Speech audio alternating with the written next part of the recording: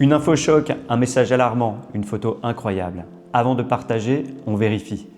Voici comment repérer une ingérence numérique étrangère avec Léa Surrugue et Victoria Blin de chez Viginum.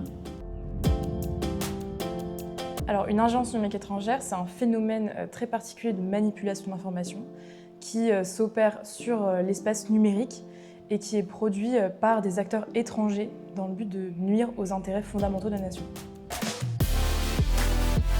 Nous, ce qu'on constate, c'est que la manipulation de l'information, souvent, s'appuie sur des contenus très sensationnalistes qui font beaucoup appel aux émotions, notamment aux émotions négatives.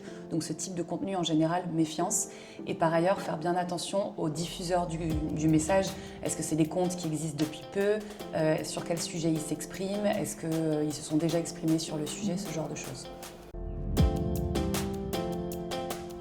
Alors, il y a plusieurs réflexes assez simples à mettre en œuvre pour lutter efficacement contre les manipulations d'informations à son échelle.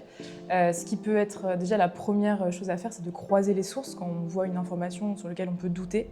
La deuxième chose, et la plus importante, c'est de ne pas repartager ce contenu.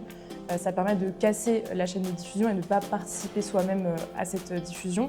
Et le dernier cas, c'est aussi de signaler ce contenu à la plateforme qui ensuite fera son travail de modération. Un partage responsable, c'est un partage vérifié. Une info vérifiée, c'est un débat éclairé.